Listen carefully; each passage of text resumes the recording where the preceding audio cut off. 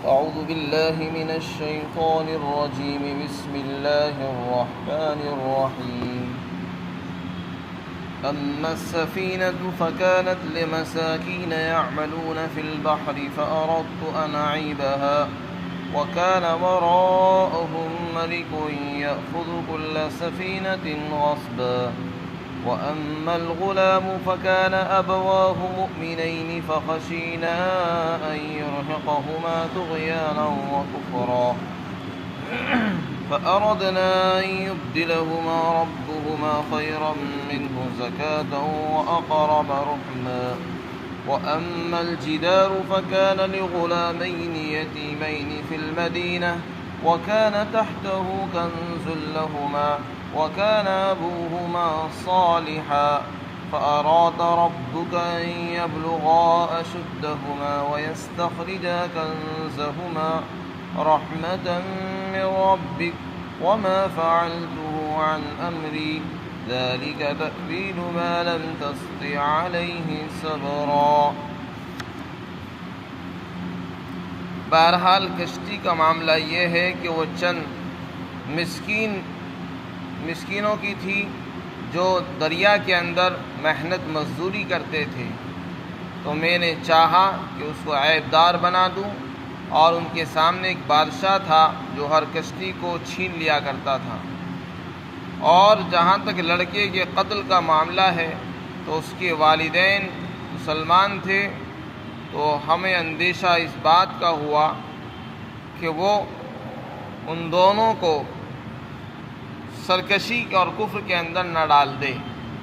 تو ہم نے چاہا کہ ہم چاہا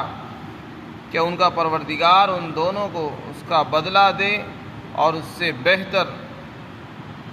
پاکیزگی کے اندر اس سے بہتر اس کو اولاد عطا فرمائے جو پاکیزگی میں بہتر ہو اور شفقت اور رحمت میں بھی اس سے بڑھ کر ہو. اور جہاں تک دیوار کے سیدھا کرنے کا معاملہ ہے تو وہ 2 یتیم بچوں کی تھی جو شہر میں رہتے تھے، اور اس دیوار کے نیچے ان کا خزانہ موجود تھا، اور ان کے والد اور اس کا جو والد تھا ان دونوں بچوں کا باپ وہ ایک نیک انسان تھا. تو آپ کے پروردگار نے یہ ارادہ کیا کہ وہ اپنی بھرپور جوانی کو پہنچ جائیں اور اپنے خزانے کو نکال لیں، اور یہ سب آپ کے پروردگار کی رحمت اور شفقت کی وجہ سے ہوا، اور میں نے یہ کام اپنی طرف سے نہیں کیا. اور یہ تعبیر ہے ان چیزوں کی جن پر آپ صبر نہیں کر سکے. حضرت موسیٰ اور حضرت خضر علیہ السلام کا واقعہ یہاں پر ذکر فرمایا جا رہا ہے. حضرت موسیٰ علیہ السلام نے حضرت خضر کے ساتھ رہنے کی درخواست کی، انہوں نے ساتھ رکھ لیا اس شرط پر کہ آپ صبر کریں گے، لیکن ان سے صبر نہیں ہو سکا، وہ سوالات کرتے رہے. آخر کار دونوں میں جدائی ہو گئی. آخر میں جب جدائی ہوئی تو حضرت خضر نے ان تینوں واقعات کی حقیقت حال سے بھی ان کو آگاہ فرما دیا کہ میں نے جو 3 باتیں کی ہیں، 3 کام کیے ہیں، ان کی حقیقت یہ ہے. چنانچہ جب وہ کشتی میں سوار ہوئے تو کشتی کا انہوں نے تختہ اکھاڑ دیا تھا. اس کی کیا حقیقت تھی اس کے بارے میں فرمایا کہ اصل میں در حقیقت وہ کشتی چند مسکین نوجوانوں کی تھی، غریب اور مسکینوں کی تھی، جن کے پاس اس کشتی کے سوا کچھ اور نہیں تھا، بس اسی سے وہ گزارا کرتے تھے، اور وہ بھی ان کے لیے کافی نہیں تھی، اور وہ اسی کشتی کے ذریعے سے اپنا گزر اوقات کرتے تھے. دریا کے اندر اس کشتی سے محنت مزدوری کرتے، سواریاں ادھر سے ادھر لے جاتے اور ایک کنارے سے دوسرے کنارے پہنچایا کرتے تھے. اور ان کے سامنے ایک بادشاہ رہتا تھا جو انتہائی ظالم تھا. جب وہ کسی کشتی کو دیکھتا تو وہ اس کو زبردستی غصب کر لیا کرتا اور چھین لیا کرتا تھا. تو مجھے ڈر یہ ہوا کہ کہیں بادشاہ ان کی کشتی کو چھین نہ لیں اور ان کا روزگار بند ہو جائے اور یہ پریشان ہو جائے. تو اس لیے میں نے اس کے اندر عیب پیدا کر دیا اور اس کا تختہ اکھاڑ دیا. اگرچہ انہوں نے اس کو بعد میں ٹھیک اور درست بھی کر لیا، لیکن اس میں عیب پیدا ہو گیا، کمی پیدا ہو گئی. جب عیب پیدا ہو جائے گا تو بادشاہ اس کو لینے سے اعتراض کرے گا، اعراض کرے گا۔ تو میرا مقصد یہ تھا کہ اس کو عیبدار بنا دوں تاکہ بادشاہ ان کی کشتی کو چھین نہ سکے اور چھوڑ دے، اور ان کا گزر اوقات اسی طرح چلتا رہے۔ تو یہ وہ حکمت تھی جو نبی کو معلوم نہیں تھی۔ حضرت موسیٰ علیہ السلام اس کو نہیں جانتے تھے، اس لیے کہ حضرت موسیٰ علیہ السلام تو شریعت کے جاننے والے تھے، اور دنیا کے اندر جو کچھ ہو رہا ہے ان کی حکمت کیا ہے، ان کے پیچھے کیا مصلحتیں ہیں، یہ اللہ جانتا ہے، یا اللہ جن کو یہ علم عطا فرماتے ہیں وہ جانتے ہیں۔ تو حضرت خضر علیہ السلام کو اللہ نے وہ علم، تکوینی علم عطا فرمایا تھا، علم الاسرار جس کو کہتے ہیں، کائنات کے راز ہائے سربستہ ان کو سکھائے گئے تھے، تو اس لیے انہوں نے یہ کام انجام دیا۔ اور دوسری بات کا جواب یہ دیا کہ جس بچے کو میں نے قتل کیا، حالانکہ اس کا کوئی گناہ قصور نہیں تھا، وہ بچہ بے گناہ معصوم، اس نے ابھی تک کسی کو قتل بھی نہیں کیا کہ اس کے بدلے میں اس کو مارا جا رہا ہے، تو اس کی وجہ بیان کی کہ اصل میں وہ بچہ کافر تھا، اور آگے بڑھ کر بھی وہ کفر پر ہی جمع رہتا، اور اس کے ایمان لانے کی اور مسلمان ہونے کی کوئی توقع اور امید نہیں تھی، اور ماں باپ کا وہ بڑا لاڈلا اور پیارا تھا۔ تو اندیشہ یہ تھا کہ ایسا نہ ہو کہ لاڈ اور پیار کے اندر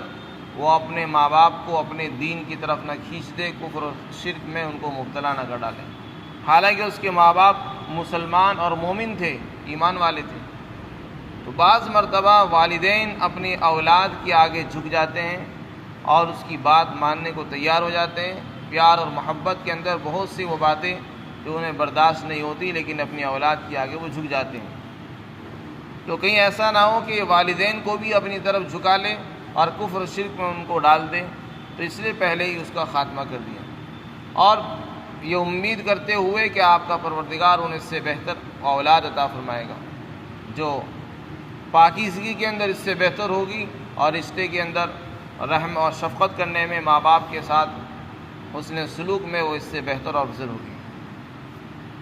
چنانچہ پھر اللہ تعالیٰ نے ان کو اولاد عطا فرمائی۔ اور تیسرا واقعہ یہ تھا کہ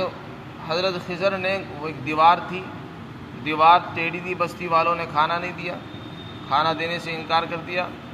اس کے باوجود بھی انہوں نے دیوار جو گرنے والی تھی اس کو سیدھا کر دیا۔ حضرت موسیٰ علیہ السلام نے اس پر اعتراض کیا تھا کہ آپ نے دیوار کو سیدھا کیوں کیا؟ اگر آپ سیدھا کر ہی رہے تھے تو اس پر اجرت آپ کو لے لینی چاہیے تھی۔ تو اس کی وجہ بیان کی کہ میں نے اس کو سیدھا کیوں کیا۔ دیوار اس لیے سیدھی کی، اصل میں وہ 2 یتیم بچوں کی تھی جن کے باپ کا انتقال ہو چکا تھا بچپن میں، اور وہ چھوٹے چھوٹے تھے، ابھی بالغ بھی نہیں ہوئے تھے، اور ان کے باپ نے ان کے لیے خزانہ اس دیوار کے نیچے دفن کر رکھا تھا، تاکہ میرے بچے جب جوان ہوں اور وہ اس کی کھدائی کریں تو ان کو وہ خزانہ مل جائے اور ان کے کام آ سکے۔ تو باپ نے اپنے مرنے سے پہلے ہی ان کا خزانہ اور اپنا مال دیوار کے نیچے دفن کر رکھا تھا۔ تو حضرت خضر علیہ السلام نے فرمایا کہ مجھے خطرہ یہ ہوا، آپ کے پروردگار نے چاہا کہ وہ ان کا خزانہ محفوظ رہے اور کوئی اس کو چھین کر نہ لے جائے، جب یہ جوان ہو جائیں تو یہ خود اپنا خزانہ اپنے ہاتھوں سے نکالیں اور خود اس کو استعمال کریں، اور اگر وہ گر جاتی دیوار تو محلے اور بستی والے اور چور اچکے وہ سارا خزانہ لے کر چلے جاتے، اور یہ یتیم بچے محروم رہ جاتے۔ تو ان کے مال کی حفاظت کی خاطر وہ دیوار سیدھی کی گئی، اور یہ حکمت وہ حکمت ہے جس کا علم صرف اللہ کو ہوتا ہے، اور جسے اللہ تعالیٰ عطا فرماتے ہیں، یہ ہر ایک کو ان کی حکمتوں کا پتہ نہیں چلتا۔ تو یہ 3 کام تھے، اور تینوں کام انہوں نے جواب دیا۔ پھر آگے ارشاد فرمایا کہ یہ سب آپ کے پروردگار کی رحمت کی وجہ سے ہوا، اور یہ سب کام میں نے اپنی مرضی سے بالکل نہیں کیے، یہ سب اللہ کی طرف سے ہوئے، ان کی نسبت انہوں نے اللہ کی طرف کر دی۔ تو جو کچھ ہوتا ہے سب اللہ کرتے ہیں، اور اللہ نے ہی یہ چاہا کہ ایسا ہو، اور یہ اس کی تعبیر ہے اور اس کی حقیقت ہے جس پر آپ صبر نہیں کر سکے۔ تو ان 3 چیزوں کی حقیقت یہاں بیان فرما کر اللہ تعالیٰ نے بہت سے سوالات کا جواب ان میں دے دیا ہے۔ علماء نے لکھا ہے کہ علم 2 طرح کا ہوتا ہے، ایک علم شریعت ہوتا ہے، نبی کو جو علم دیا جاتا ہے وہ علم شریعت ہوتا ہے۔ حضرت موسیٰ علیہ السلام کے پاس شریعت کا علم تھا کہ یہ جائز ہے، یہ ناجائز ہے، یہ حلال ہے، یہ حرام ہے، اس کا علم تھا۔ اور شریعت والے آدمی کے آگے کوئی چیز ناجائز کام ہو تو وہ خاموش نہیں رہ سکتا، وہ اس کو بولنا ضروری ہے۔ حضرت موسیٰ علیہ السلام کے سامنے جب ایک بچے کا قتل ہوا تو وہ اس کے سامنے اگر خاموش رہے تو ان کے لیے بالکل مناسب نہیں تھا، اس لیے انہوں نے اعتراض کیا اس پر، اور واقعتاً اعتراض کی بات بھی تھی۔ لیکن اس کے پیچھے کیا حکمت ہے، چاہے اس میں ہزار حکمتیں کیوں نہ ہو، تب بھی کسی کے لیے اس کو قتل کرنا جائز نہیں ہے۔ اگر بچہ معصوم ہے اس کو تو قتل نہیں کرنا چاہیے، اور اگر اس کے بارے میں اندیشہ ہو کہ بڑا ہو کر یہ کافر بن جائے گا اور یہ سرکشی کرے گا، تب بھی اس کو قتل کرنے کی اجازت کسی کو نہیں دی جا سکتی، اور نہ ہے۔ تو یہ حضرت موسیٰ علیہ السلام نے جو ان پر اعتراض کیا ہے اس کے بارے میں فرمایا کہ شریعت والوں کو نہ تو اس بات کی اجازت ہے کہ وہ کسی کے مال میں تصرف کریں، کسی کے بارے میں تصرف اور اپنی مرضی سے کچھ بھی کر سکتے ہوں۔ اور ایک علم وہ ہوتا ہے جو کائنات کا علم ہوتا ہے، یعنی کائنات میں دنیا کے اندر بہت کچھ واقعات ہو رہے ہیں، بارشیں ہو رہی ہیں، انقلابات آ رہے ہیں، اور ہار جیت ہوتی ہے، کسی کا انتقال ہو جاتا ہے، کہیں طوفان آ جاتے ہیں، زلزلے آتے ہیں، اور بے شمار حادثات پیش آتے رہتے ہیں۔ یہ در حقیقت ہمیں دیکھتے ہیں کہ یہ بڑا نقصان ہو گیا ہے، زلزلہ آ گیا تو اس سے بڑا نقصان ہو گیا، کسی نوجوان کی موت ہو گئی تو ہمیں بظاہر یہ دکھ رہا ہے کہ اس سے یہ ایسا ہونا نہیں چاہیے تھا، یہ غلط ہوا ہے۔ تو یہ بہت سے کام دنیا میں ہوتے ہیں، لیکن ہم یہ سمجھتے ہیں کہ یہ غلط ہوا، جیسے کہ موسیٰ علیہ السلام نے دیکھے کہ بچے کا قتل بھی غلط ہوا، ان کی کشتی کو توڑ دیا گیا وہ بھی غلط ہوا ہے، اور ان کی دیوار کو سیدھا کر دیا گیا وہ بھی غلط ہوا۔ تو بہت سے کام دنیا میں ہمیں نظر آتے ہیں وہ غلط دکھتے ہیں، لیکن ان کے پیچھے کیا حکمت ہے، ان کے پیچھے کون سی مصلحت چھپی ہوئی ہے، کون سا راز ہے، اس کا علم ہر ایک کو نہیں ہوا کرتا۔ اس کا علم اللہ تعالیٰ خاص بندوں کو عطا فرماتے ہیں جو ان میں فرشتے ہوتے ہیں، اور انسانوں میں سے بھی اللہ کسی کو عطا فرما دیتے ہیں۔ حضرت خضر انہی میں سے تھے جن کو اللہ نے کائنات کا علم عطا فرمایا تھا، اور ان کے ذمے وہی امور لگا رکھے تھے جن کے ذریعے سے اللہ تعالیٰ کائنات کا کام لیتے ہیں۔ تو نبی کا کام تو صرف اتنا ہوتا ہے کہ وہ لوگوں کی رہبری کرتے، رہنمائی کرتے، ان کو اللہ کا پیغام سناتے ہیں۔ باقی کائنات کو چلانے کے لیے اللہ نے کچھ بندے مقرر فرما رکھے ہیں جو کائنات کا یہ نظام چلاتے ہیں کہ اب کیا ہو رہا ہے، کسی کی موت ہوتی ہے، کوئی جوانی میں چلا جاتا ہے، کسی کا گھر اجڑ گیا، کسی کا زلزلہ آ گیا، کسی کا حادثے میں انتقال ہو گیا، تو بظاہر ہمیں دکھتا ہے کہ نقصان ہو رہا ہے اور غلط ہوا ہے، اور بعض لوگ ایسے موقع پر اعتراض بھی کر دیتے ہیں کہ اللہ کو یہی ملا تھا، کسی اور کا انتقال ہو جاتا،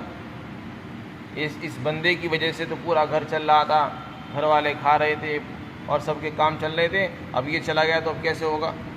تو یہ سارے اعتراضات ہمارے دلوں میں پیدا ہوتے ہیں، لیکن اس کے پیچھے کتنا بڑا نقصان ہونے والا تھا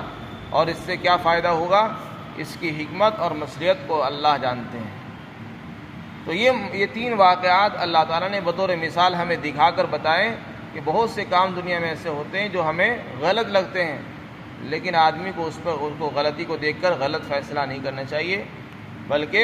اللہ کے فیصلے پر راضی رہنا چاہیے کہ اس کے پیچھے کوئی نہ کوئی حکمت چھپی ہوئی ہے اور راز چھپا ہوا ہے جو اللہ ہی جانتا ہے۔ تو یہ تین چیزیں دکھا کر اللہ تعالیٰ یہی بتانا چاہتے ہیں۔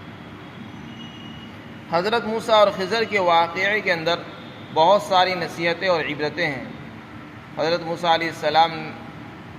نے شروع میں دعویٰ کیا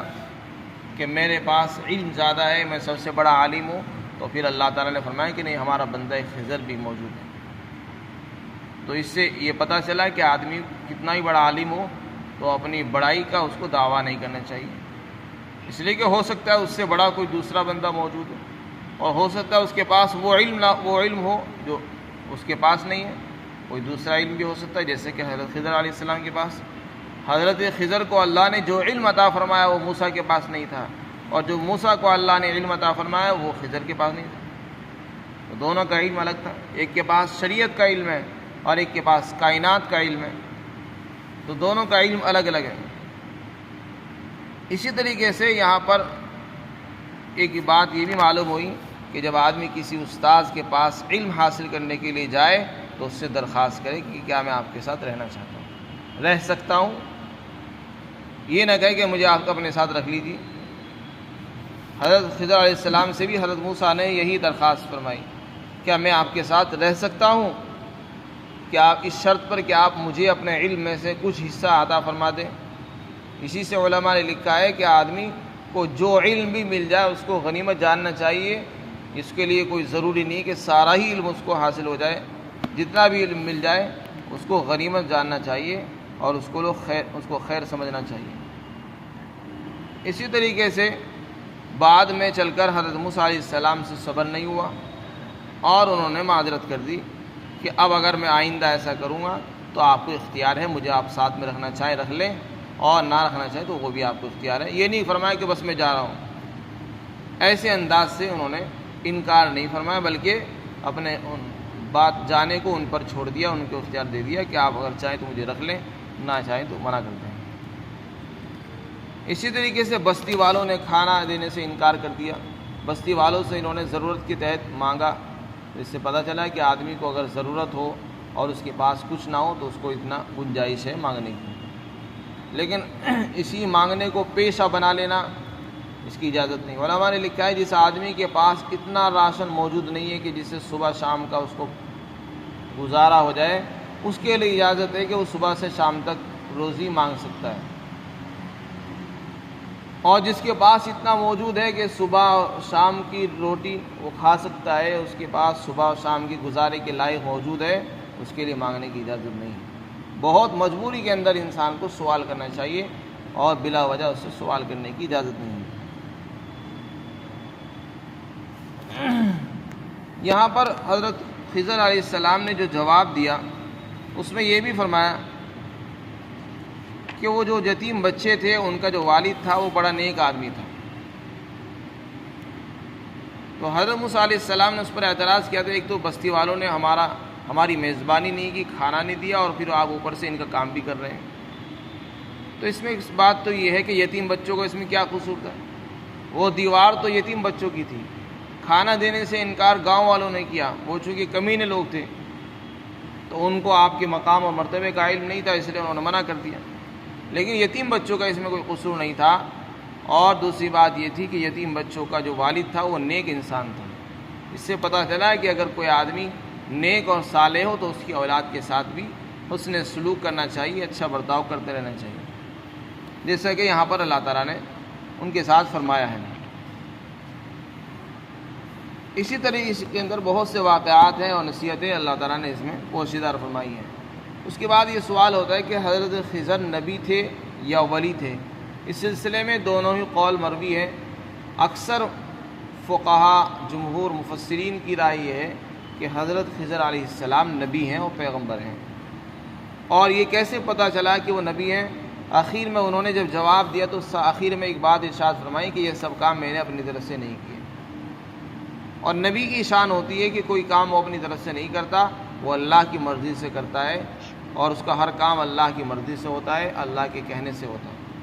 تو یہ وما فعلتہ عن امری جو آخر میں انہوں نے فرمایا کہ میں نے جو 3 کام کیے ہیں، بچے کو قتل کر دیا، دیوار کو سیدھا کیا ہے، اور کشتی کو جو ہے میں نے عیبدار بنایا ہے، یہ کام میں نے اپنی مرضی سے نہیں کیے۔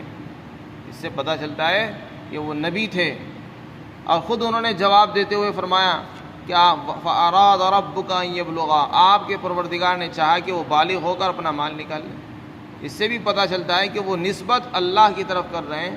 کہ یہ اس میں منشا اللہ کی شامل تھی، میں نے جو دیوار کو سیدھا کیا ہے اور اس بچے کو جو قتل کیا ہے، اس کے اندر اللہ کی منشا اور اللہ کی مشیت شامل ہے، اور اللہ کی مشیت کا علم نبی کو ہوتا ہے، غیر نبی کو اللہ کی مشیت کا پتہ نہیں چلتا کہ اب اللہ کیا چاہ رہے ہیں۔ اللہ کیا چاہ رہے ہیں یہ اسی کو معلوم ہوگا جس کے پاس وحی آتی ہے، جس کو اللہ تعالیٰ اپنا پیغام بھیجتے ہیں۔ تو ان باتوں سے پتہ چلتا ہے کہ وہ نبی تھے۔ اور شروع میں بھی اللہ تعالیٰ نے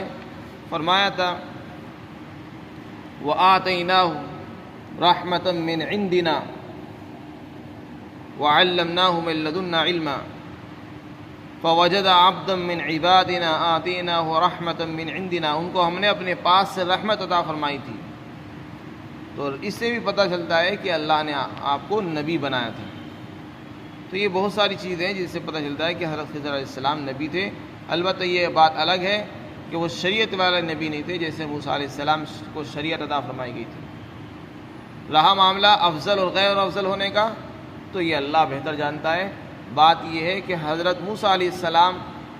کو اللہ نے جو علوم عطا فرمائے تھے وہ خضر کے پاس نہیں تھے، جو خضر کو اللہ نے علوم عطا فرمائے وہ موسیٰ کے پاس نہیں تھے۔ موسیٰ علیہ السلام اپنی جگہ افضل ہیں اور وہ اپنی جگہ افضل ہیں۔ موسیٰ علیہ السلام کو اللہ نے تورات عطا فرمائی، بنی اسرائیل کے اندر وہ برگزیدہ اور جلیل القدر پیغمبر ہیں، رسول اور نبی دونوں ہیں، اور ان کے پاس شریعت ہے، مستقل کتاب ہے، اور انہی کی کتاب پر عمل کرانے کے لیے سینکڑوں انبیاء کرام تشریف لائے۔ اور اللہ نے حضرت خضر کو شریعت نہیں دی اور نہ ان کو کوئی کتاب ملی، بلکہ ان کو کائنات کا علم عطا فرمایا۔ ان کے پاس کائنات کے راز موجود تھے، علم الاسرار کو وہ جانتے تھے۔ تو ان کا علم الگ ہے، ان کا علم الگ ہے، اللہ تعالیٰ زیادہ بہتر جانتے ہیں۔ اللہ تعالیٰ ہم سب کو عمل کی توفیق عطا فرمائے۔